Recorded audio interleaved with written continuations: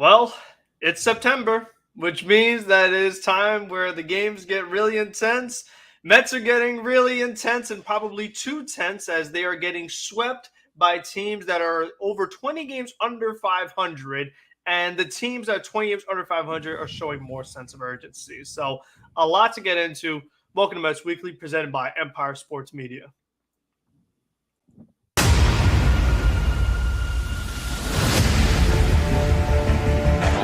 Two, Bader. Swings and misses, strike three. He struck him out. 5 big pitchers combined for the second no-hitter in New York Mets history. Things have gone so bad. I mean, just look at Carson. This man can't host. He's about to have a breakdown. He's been through too much. So we'll start off with the Rhino. Andrew, opening statements. How are you feeling on this day of September 15th, 2022? Pretty good. I had a donut before, so I'm feeling pretty good. Chocolate frosting, pretty good. We're talking about the Mets. Oh, yeah, they are dog shit. I mean, that's pretty much the best way you can say it. I think I could go to a Little League field right now and get them to play harder than how the Mets are playing right now. That's an absolute joke. Yeah, and you've been gifted the easiest schedule in Major League Baseball, and you have squandered that worse than any of us could have imagined. But yeah, that's the Lowell Mets. That's just how it is. Cody Ross and Jeremy Hermedia is coming out back for next week, and we're screwed. So David Ross in the dugout for the David Ross. The Pirates are going to bring back Neil Walker, and it's going to be great times. Jason Bay's coming back for the Pirates. Got to have the Citi Field comeback story. Come on. Freddie Sanchez. Exactly. Great old Pirates. Carson, go for it. Let us hear it. I don't even know what to say, to be honest.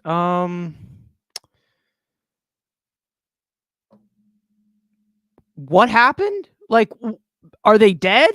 Is someone dead? Did they kill someone and just trying to cover it up? I have no idea what I'm seeing, what I'm watching right now.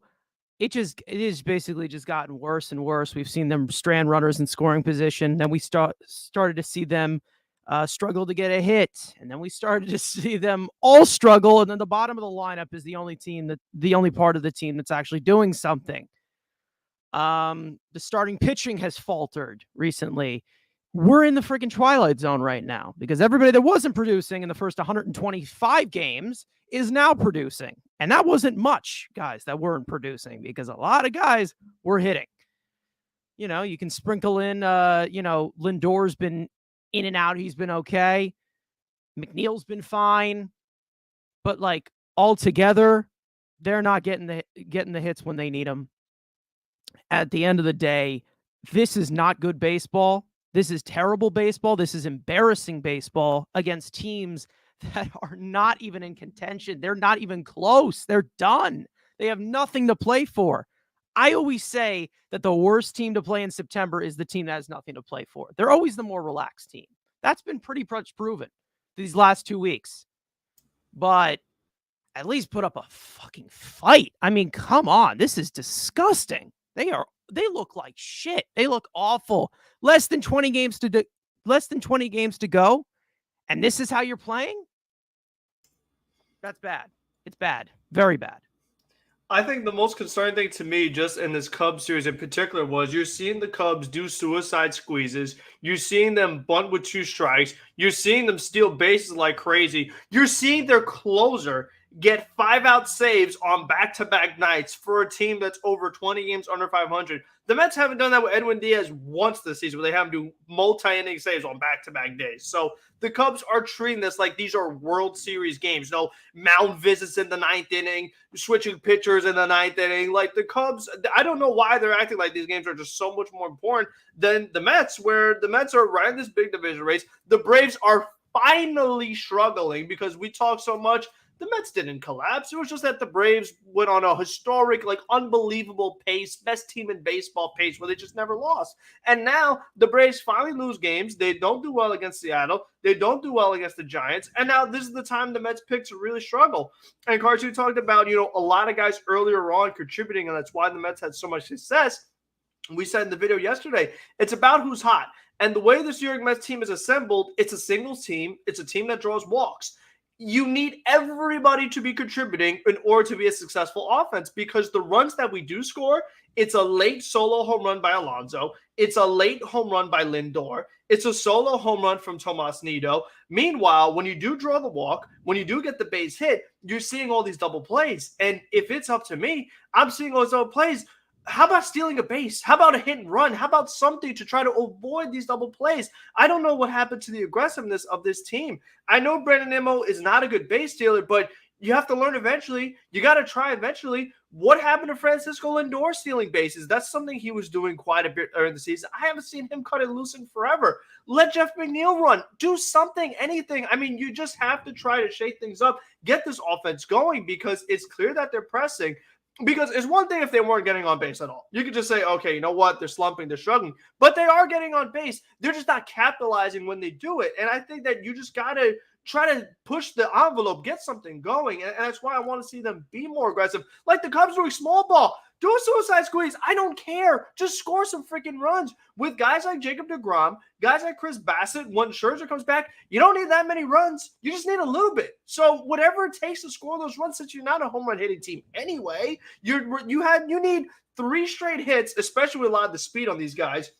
You got Vogelback with a messed up hamstring. You got a 36-year-old DH. You got slow catchers. You got Luis Guillorme, who's slow. You got Pete Alonso, who's clumsy and slow. I mean, you need so many consecutive singles just to score a single run when you're a team that is not doing well.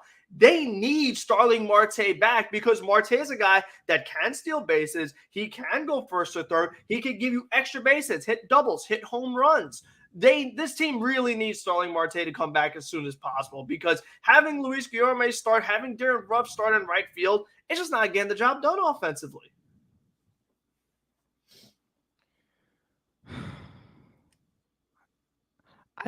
Somebody take it away. I don't even I don't have anything to explain. Like, I can't even explain what I just watched. For them to just completely lay down against teams that you should be, and again, you should be beating, you should be beating these teams. And again, like I said, they have nothing to play for. That makes them a very dangerous team. They are very relaxed. But last night, 6 runs in the first inning. We knew that game was over at that point. We knew that game was 100% over by the first inning. David Peterson gets 1 fucking out. That's it. I mean, that's how we felt, because that's literally how the team has looked against these teams who have nothing to lose and they have, nothing to play for. And when they do that, they take their risks. They'll do their suicide squeeze. They'll take they'll dive at something going into the crowd. They don't give a shit. They're playing for nothing. They're playing for a roster spot. They're playing to impress. That's it. That's all they're playing for. So are they a danger? Are these types of teams dangerous to play in September? Absolutely. We've seen the Mets collapse to a lot of these shitty teams in September before, but at least put up a damn fight. And they look like absolute shit. And it's not like they're playing, these aces that they were chesting up to during the season. I don't feel confident at all right now. And I'm sorry, you get swept, but getting swept by the Cubs, a team that is nowhere near playoff contention, is unacceptable. And I don't even know where you go from there at this point. You play the Pirates today. It's Pirates, but does that even matter at this point? Just win. That's it. Winning heals all, as we've all said. Yeah, and now we have the Braves get 7 games against the Phillies. So, there's the division's there. And the division was there for you to grab it by the balls. J-Rod was literally the biggest Mets fan the whole entire weekend, literally kicking the shit out of the Braves the whole entire weekend to help you out. The Braves have lost 4 out of 5, and the Mets have picked up no game. When we are crying every day. Oh, the Mets win. Oh, the Braves are already winning. Unless they played at 7. Oh, the Mets game's over. Oh, the Braves are up 7-0. Oh, great. So we don't. Hey, we're lost. So the Braves are winning, of course. It went 3 months every day. The Braves win every day. Now the Braves look human, and it's like they're symbiotic. Both teams are symbiotic. When they're both going great, they're both going to play great. When they're both playing like shit, one team plays like shit, the other one's going to play like shit. It's like they're Venom and Carnage. They're both the same. They're both going to be, when we're going to play bad, you're going to play bad. I'm going to play good, you're going to play good. Nobody wants to just take this division and run with it. It's infuriating because obviously the Mets were gifted. We thought September, cupcake schedule. Braves are playing, that West Coast trip, and the Phillies 7 times. This was when you were supposed to take advantage, and the Mets have just squandered it.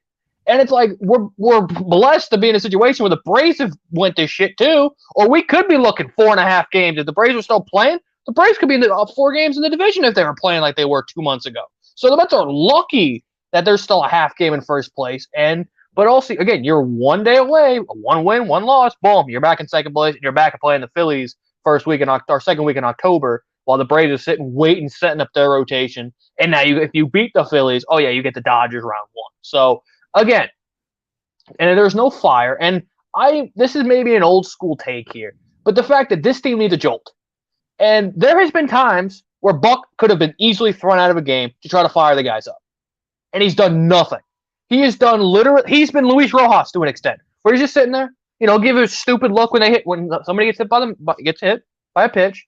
But there has been plenty of opportunities. The BS throw McCann did, where the guy should have been called out. That's somewhere get thrown out. Get the crowd back into it. No, he's just gonna sit in the dugout. Oh, that's BS. I'm just gonna sit here, do my stupid face. There's no energy. And the team needs something. And we thought, call up Vientos. That could be. Doesn't get the chance and isn't doing anything. This team needs something. They need a kick to the dick, but they can't find it. And Buck isn't giving it to them. The fans have given it to them, trying to get in the games. They're trying to get the energy double play. And then the Mets immediately zap that energy out. So they need something. And if it's Buck getting thrown out or somebody getting into another fight to wake these guys up or a team meeting, go back to the Braves. When the Braves were sucking in it in end of May or whatever, they held the team meeting. Schnicker, murdered a goat and did his ritual, and look what happened. The Mets can't do that. The Buck has not held a team meeting, close it off, and say, guys, figure this out. Every good team has done it when they've hit their slide, and we haven't heard anything about it. So they need something. I don't know what it is. We would have thought, hey, beating up on bad teams could have been a great way. They're just squandering that opportunity. They need something. So either Lindor's got to get hit and get fired up and start a brawl, or Pete, or somebody has to get, start a fight to get any kind of life in this team. Might be the only way they get off this night.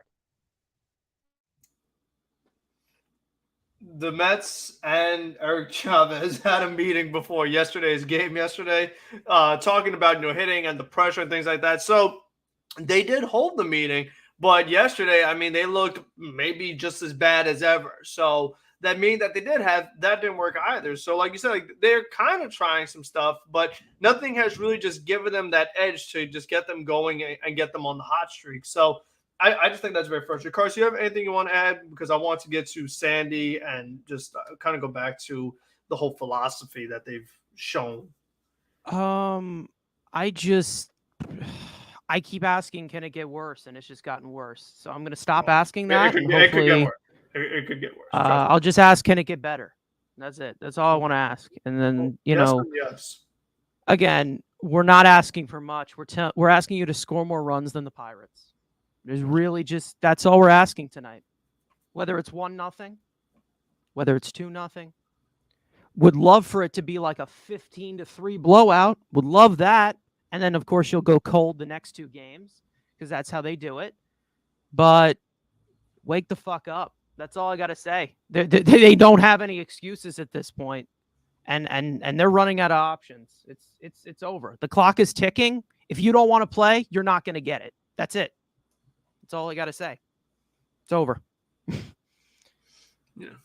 All right. I wanted to get into Sandy Alston because he stepped down from being team president. And what concerns me, my main takeaway is that they said they're going to do another round of interviews. So this is another third straight off season where we're going to be doing interviews, looking at candidates and things like that. Why is Billy Epler not being promoted to the president? Why is it that the New York Mets are looking for somebody that's going to be higher than Billy Epler? Because if that's the case, I have to ask the question, who's been making the decisions this whole time? Who was running the trade deadline? Who was the guy that wasn't picking up any of these waiver wire arms? Was it Billy? Were we yelling at Billy the whole time when really we should have been focused on Sandy? Because the way they're making this sound, they're making it sound like Sandy Alston was still been in charge.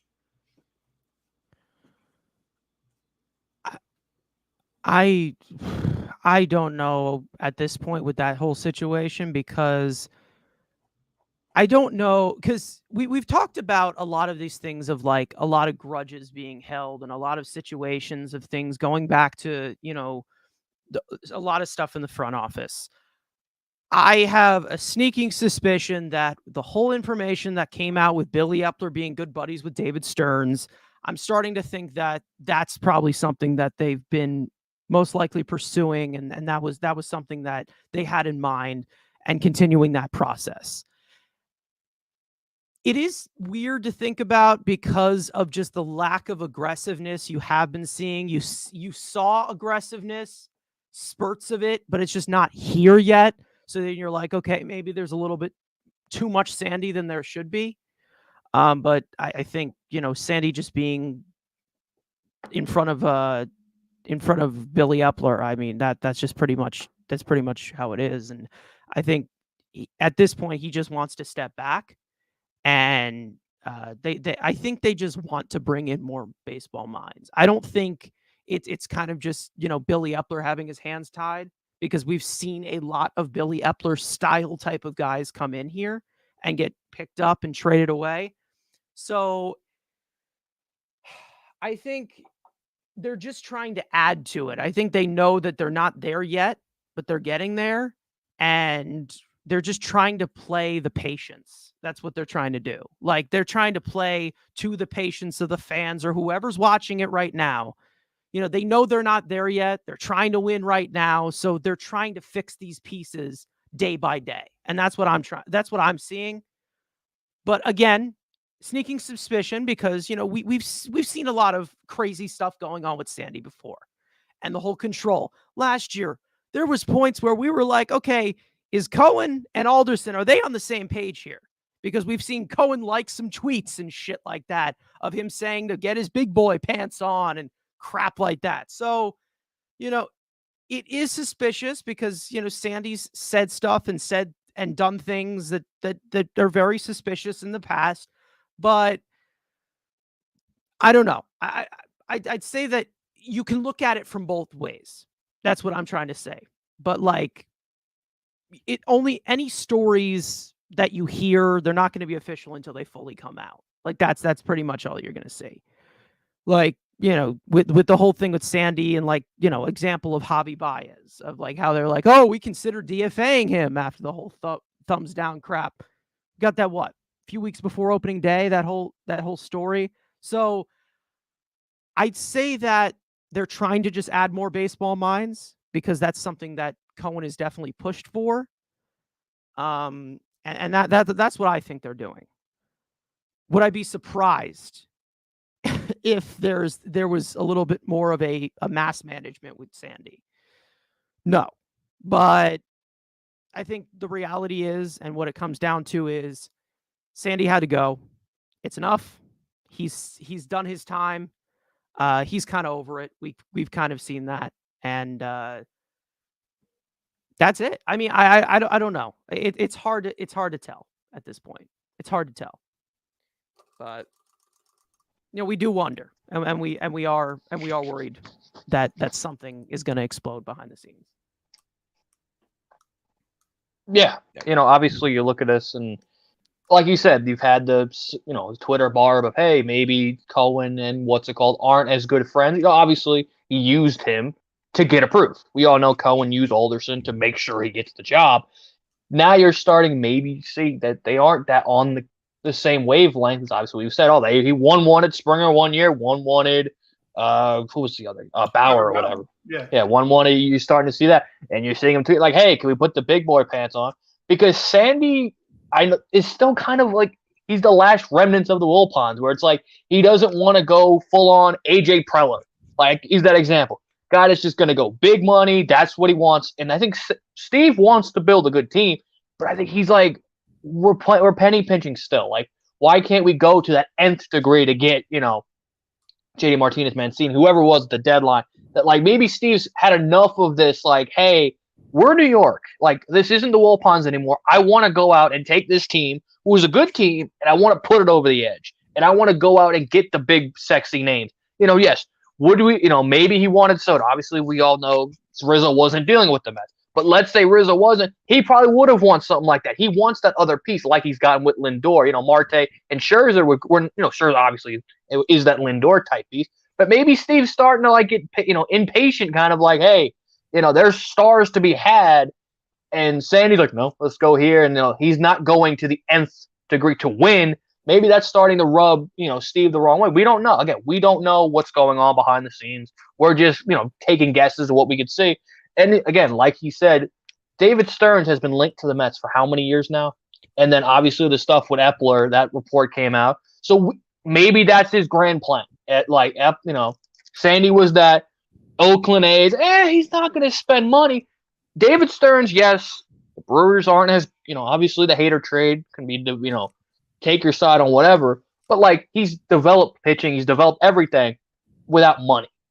And that's the kind of risk with these guys of these smaller market teams. What do they do with the money? Are they still going to be that stingy Sandy where it's like, I'm not going to spend? I built, a winning contending team without spending. Are they still going to be as aggressive as we wish they were? And who knows?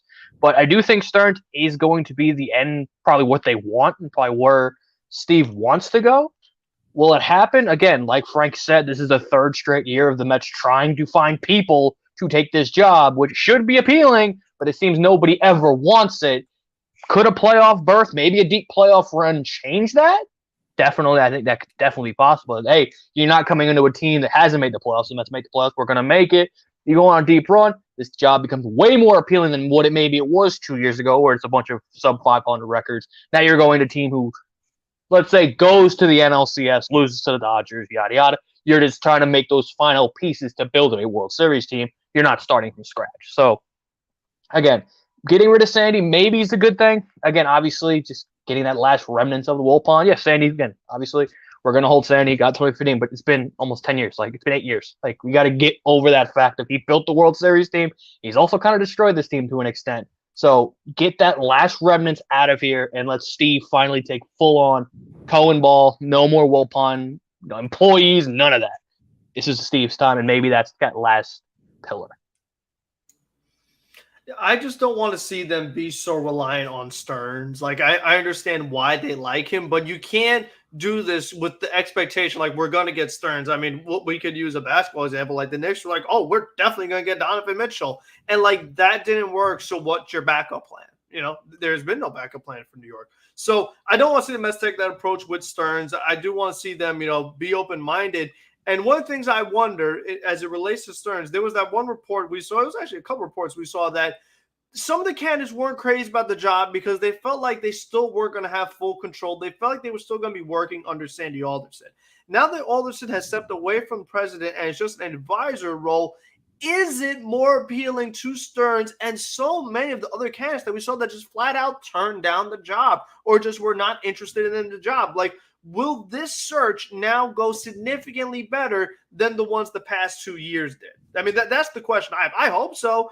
And what I also wonder is why the timing? Why September 15th of the season when you're in the middle of a division race? Couldn't this have waited till the offseason? Why are we announcing this now right before the game? We have this big Roberto Clemente ceremony going on. The team just got swept by the Cubs. Why are we throwing this as the major news story while the team is trying to get ready for a big playoff run? Well, you saw who reported it. Oh, that's why. There's your answer.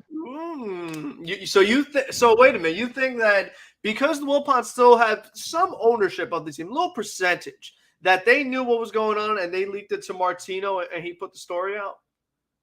Well, I mean, Fred and Jeff are both candidates for the president of baseball operations job. So, I mean, it's very possible.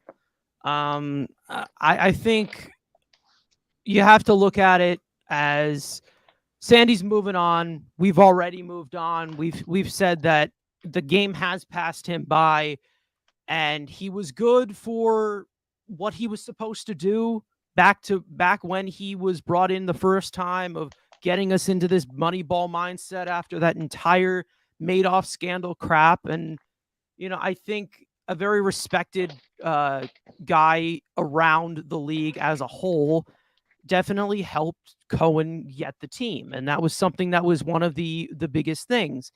And I think, I think he has a lot of appreciation for Sandy. He's definitely stuck his he's definitely stuck his neck out for him, besides the trolling on Twitter of whatever, of, the whole the micro overthinking that we all do. But I think that the fact that he was part of that Wilpon thing, and it was part of the entire era of that, I think it's just time to move on. It really is time to move on. Even though he was probably one of the only bright spots in that entire era of actually building a team of talented players and a core of players, helped us get to the World Series, drafting all of these guys.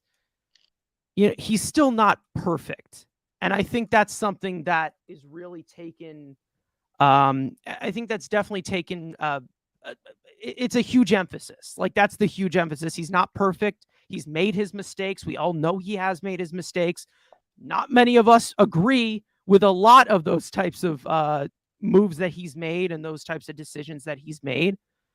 But it kind of, Sandy Alderson's just kind of been seen as like, okay, this is the best we can do. And he's got his bright spots and he has his dark spots. I thank him for what he did, bringing the foundation to this team and drafting all of these guys of, from Alonso to all the way in the later rounds with McNeil and, all of these things that he did, and, drafting Conforto.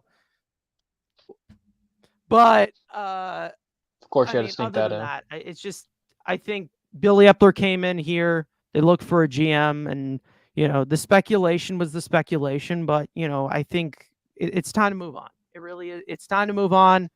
But how Mets fans are, they'll remember it for all the bad that happened with him. And that's just how it is. But as for me, I do thank him for what he did, because without him, it's like, the Knicks without Kristaps. You know what I mean? Like, they would have nothing at that point. Again, now they don't have him. But what I'm saying is, like, he's like the only thing. Like, he was the only thing that they had in that Wilpon era that kept us somewhat sane. And that was it. And yeah. And I think it'll be very telling of who was in charge once the next person is hired, because they implemented this thing, the 4-tier luxury tax. They call it the Steve Cohen tax, but the Mets didn't go over it. So it's like, why are we calling it the Steve Cohen tax if we didn't actually do something about it? And even, like, I mean, this is probably a topic for the offseason, but to look at the offseason the Mets had, they made some signings. Some of them were no-brainers. Like, Starling Marte, Max Scherzer, those are the most no-brainer signings. That's like when they give Billy Upper credit for Shohei Ohtani and extending Mike Trout. It's like, oh, my God, who wouldn't have done that? So it's just like these obvious moves. But as far as, like, actual depth, a lot of times what the Mets did in the offseason, they just filled holes, because they didn't bring back anybody. They had all these expiring free agents. Let Syndergaard walk, let Stroman walk, let Baez walk, let Conforto walk. Good decisions. But all they did was just replace those guys with better players. But then after that, they didn't really build under that. And I feel like we've seen that with what happened with David Peterson last night. Pearson comes in. He's filling in for Max Scherzer. He gives up, the a million walks to the David Pearson special. He's giving up hard hits. And then Trevor Williams comes in. He has to clean up the mess. But then it's like, after those guys, who else do you really have that you feel comfortable can make a start? Because we saw Budo come up against Philadelphia. He got rocked. We saw Zapucki come up against San Francisco. He got traded because he was so bad. So I just think that, and we talked about the bullpen, the trade deadline, like the way the Mets have taken, in my opinion, it's kind of like a minimal approach to things. Like, it feels like they cover a hole, but then they don't have backup plans in case other things go wrong. That's been my biggest concern. Like Andrew said, they built a team that's good, but it felt like they still haven't made that move to just go the extra mile, go the another way. Like, with the Dodgers getting Freddie Freeman, that's like the big move. That's the over-the-top move. We still haven't seen that quite yet. And I just don't understand why. When, like, you have Jacob deGrom in expiring year of free agency, you have Brandon Nimmo on the expiring year, which I don't think there's any guarantee he's going to be back next year. It's not a guarantee. Look what happened with Conforto. The same thing could – I don't want to say the same thing, but there's no guarantee he's going to be back next year. You have Scherzer. While he's here, he's only going to get older. You have Bassett. Will he be here next year? We hope so. Like, there's just so many question marks. If you were going to go for it, this year was the year. And the way that they hold on to all these prospects who we don't even know if they're A, going to be good, and B, like, even going to play that much. I just think that the way they've approached so many different things between the offseason, the trade deadline, it's just been very interesting to me that it seems like depth has not been as important as a thing as it should be. We have not just gotten to we just haven't gotten to the point where we see them bring in someone, a player, and be like, oh, we didn't need him, but it's great to have him. Marte was the only one I thought was kind of like that, because once they signed Canna, I was like, okay, Canna kind of goes in for Conforto. But Marte, like, do we need a center fielder? Of course, but it wasn't like a superstar generational game changer. Like, we're talking about Freddie Freeman. The Dodgers did not need Freddie Freeman. Right. Come on. They didn't even need the pitcher. We won't even say his name at this point. But all I can say is that we haven't gotten to that point yet. And I think it's really very frustrating with kind of the mess that was really inherited. And you're starting to really see like how bad like the situation is outside of the 26 when healthy. Like, that's what you're kind of seeing. You're still seeing a very conservative approach. You're seeing the spurts of aggressiveness. The shopping spree on Black Friday this year. Great day to be a Mets fan. Great. The Sunday afterwards when they got Scherzer, another great day to be a Mets fan.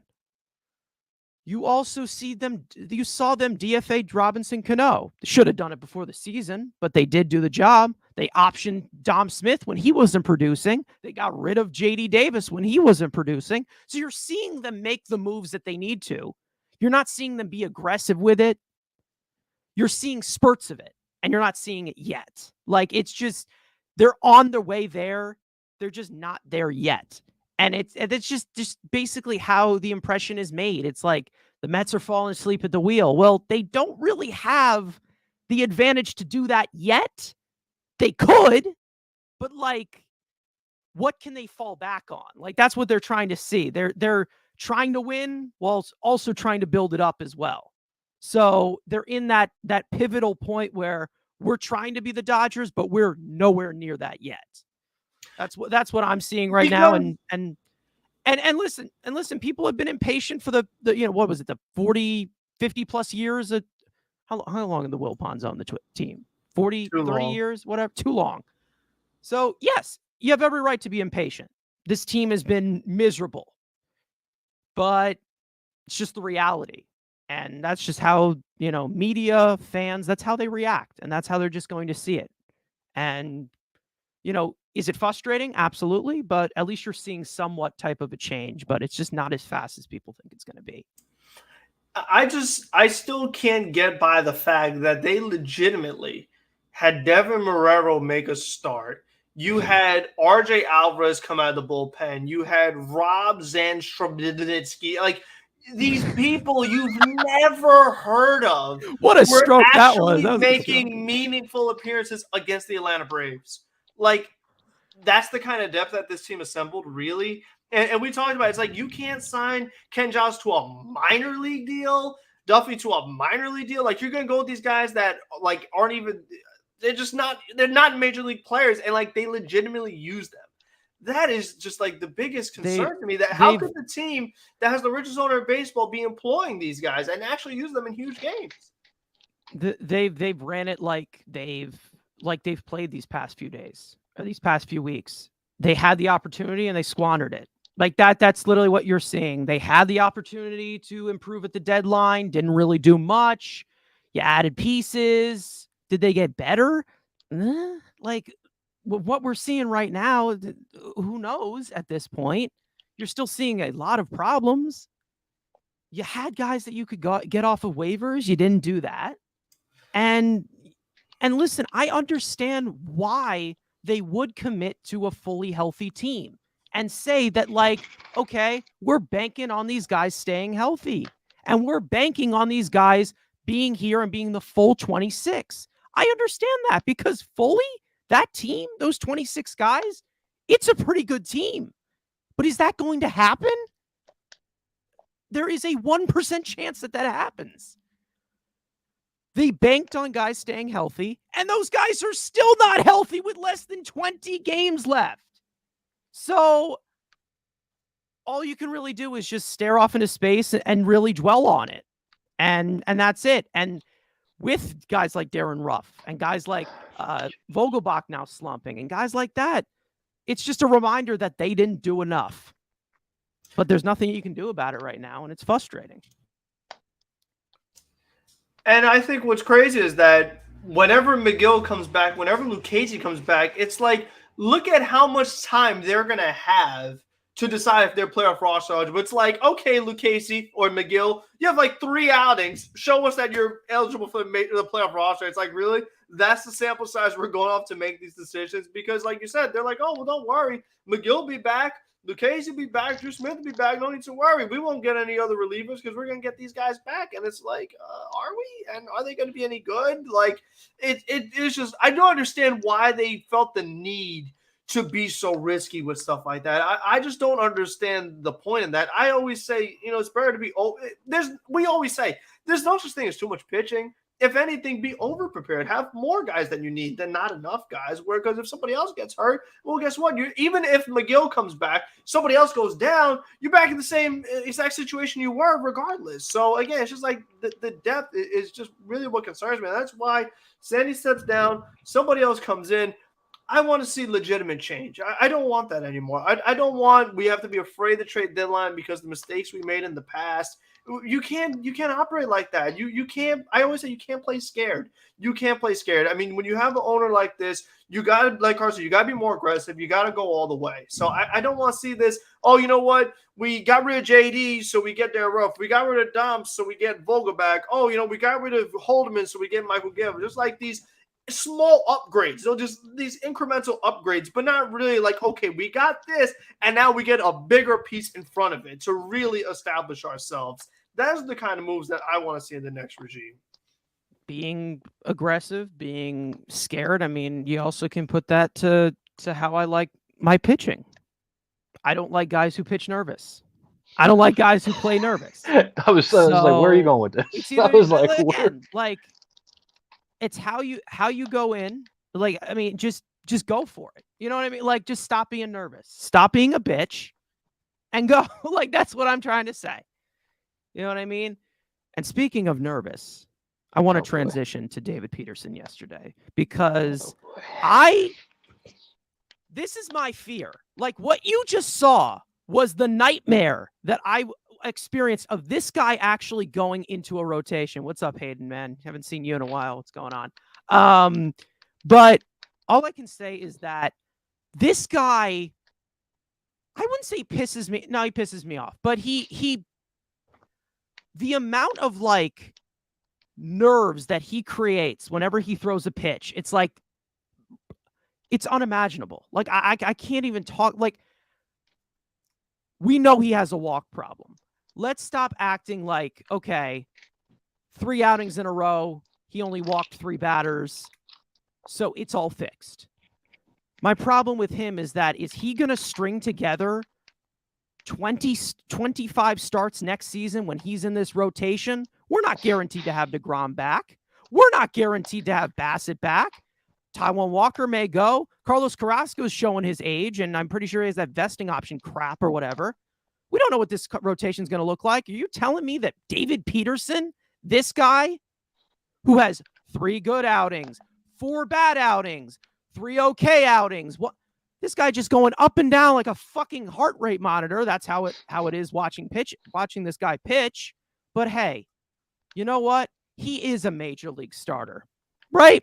He is absolutely a major league starter. Because when you put him out there, when you need to win and you need this guy to fucking buckle up and throw a fucking strike, he does it. But yeah. Anyways, that's all I got to say on David Peterson. Yeah, and this is what I was about to say is the fact that the outing is over, whatever, he sucked. And they kept saying, oh, well, now that he made this start and Scherzer's supposed to be back next time around, he's going to move to the bullpen. And I'm like, okay, so now you're going to go to the bullpen where there's even less room for error, where you have to throw strikes, or else we are literally with another Joely Rodriguez situation. So I understand that he may profile better as a reliever, but walk problem, you concern me no matter what. So I can't rely on, okay, well, he'll be fine as another lefty out of the bullpen. Like, I don't have confidence in that. I mean, I can't go to Pearson with a runner on base.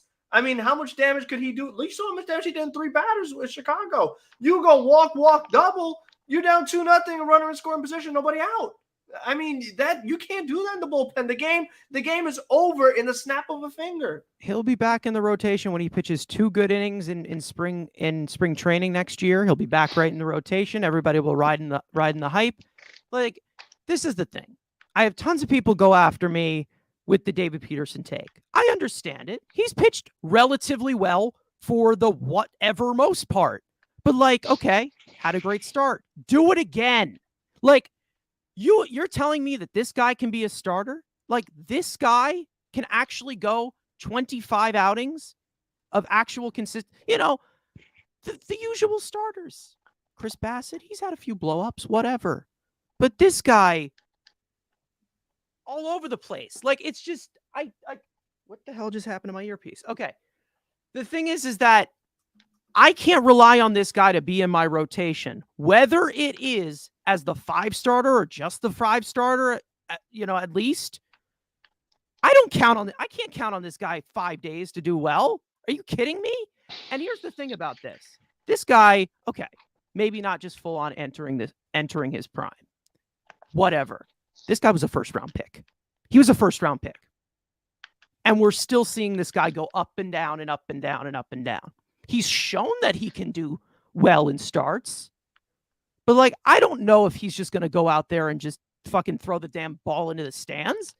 Like, I don't know that. Like, I mean, we were watching this last night. The guy couldn't get the ball over the plate. Like, he can't get the ball over the plate. I understand that he likes to pitch out of the zone, get guys to chase or whatever. But not every fucking batter is Javier Baez. They're not going to fucking chase everything.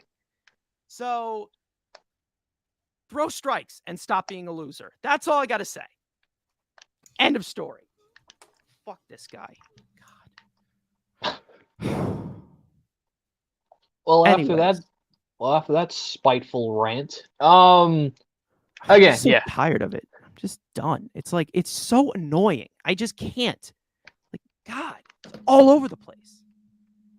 Stressful. get it out. Come on, get it out. Come on, get it all out. There you go. All right, yeah. I mean, David Peterson last night. Hell, my pulled pork having ass arm could probably throw more strikes last night than he did. But I've always envisioned it, and again, we always model the Dodgers because that's the team you want to model it after. I've always seen him as hopefully he can be our version of their David Price, where he's a lefty in the pen, who you need a spot start. He could do that. He's not great, but he can give you, but at least eat some innings. That's my big thing. Walks, whatever. I just need you to eat innings to an extent. Like, I don't need you to be, you're not Johan Santana. You're not like this great lefty Andrew Chafin. You're not that. All I need you to be is when you're given the ball, keep us in games, and eat innings. And he can't do either of them. Yes, he's had some great starts against the Marlins, against the Nationals. Again, against teams you should be pitching well, but then you see what, you put him against a good team. And last night is not a good team. That was the most piss-poor performance I've seen in a while. That's like some Tom Glavine in 08 and 07 type. Couldn't get out of the first inning. Don't do that. That's how it looked like. Am I wrong? Frank? I was eating chicken fingers during it. But Frank, am I wrong?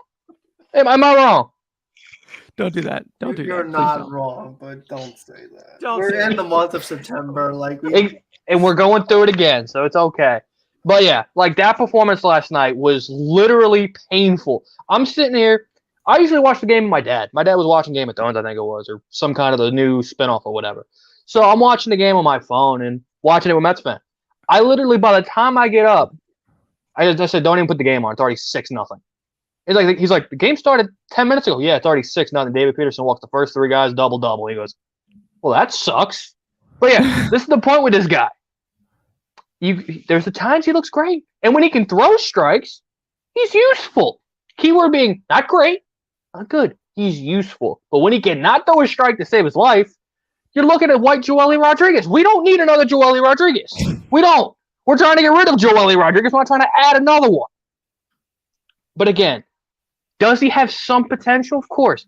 Again, like we said, a first-round pick. Trust me, I'm thinking about making a video saying, who could we have drafted over this guy? Maybe that'll be a video soon. But you got to trust that again, do you trust him in a postseason game against, let's say, Freddie Freeman and the Dodgers, or Matt Olson, or if we play the Phillies, Harper? You trust in that guy?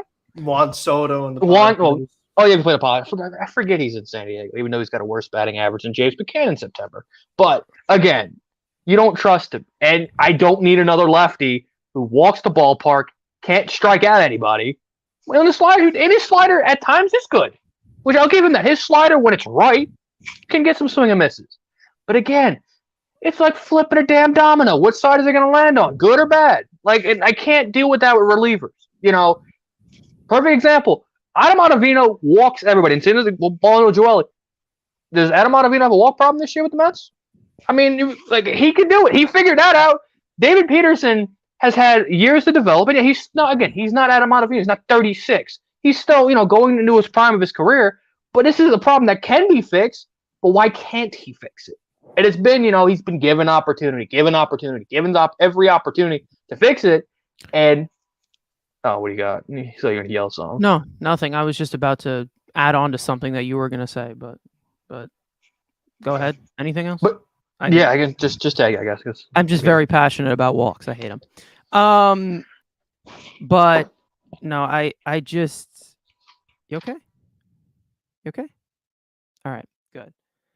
I just, even if he does have his stuff, he's still so annoying to watch.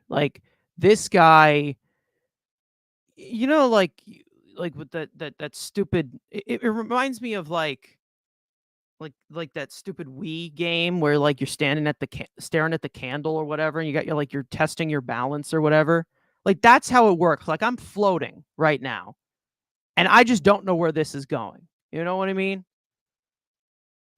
I can't watch this. I'm sorry. I can't do it. Guys who pitch nervous like this, I can't watch it. I can't do it. I'm sorry. The inning takes forever.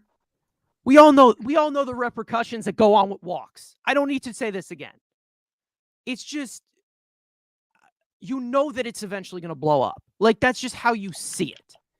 And I am not confident with this guy in my rotation.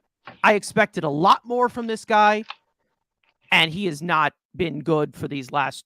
I mean, he's been somewhat good, but he is just still have the same problems that I'm seeing.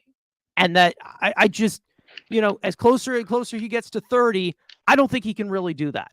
There was big expectations for this guy. He was a first-round pick, and he has just not shown that he's a first-round type of guy.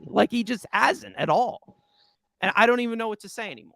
It's just, we've seen the spurts of it, but he's just going up and down. And I can't trust this guy.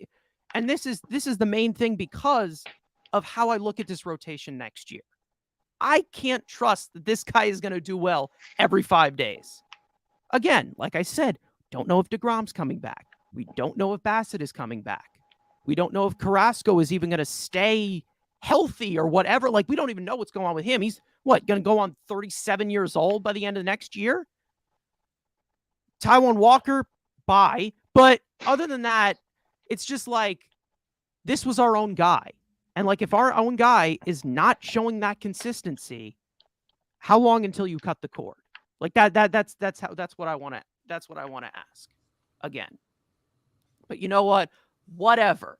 He had 2 straight good starts, and now he's an ace. Now he's the greatest of all time. And then everyone goes silent when he pitches like shit, because that's just how he is. He's up and down, and he can't throw. That's what happens when you can't throw a strike. That's what I'm saying. You can't have that type of inconsistency when you're pitching multiple innings and starting. That just can't happen.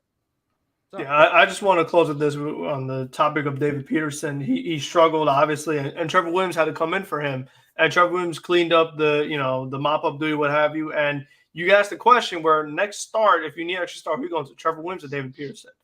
I think we're all taking Trevor Williams. And Carson, you talked about all the guys who are aspiring free agents. You know who else is a free agent next season? Trevor Williams. So again, it's like, as of right now, Dave Pearson's in the rotation. Like, unless they sign multiple pitchers, he's in the rotation because who else is going to, like you said, Carson, who else is going to do it? It ain't going to be Matt Allen. Obviously, it can't be Kumar Rocker. I mean, the Mets have had their fumbles with the pitching, especially with the young pitching, developing the pitching. They haven't been able to do it. I mean, Budo was supposed to be our next big thing. I mean, we'll see. We'll see.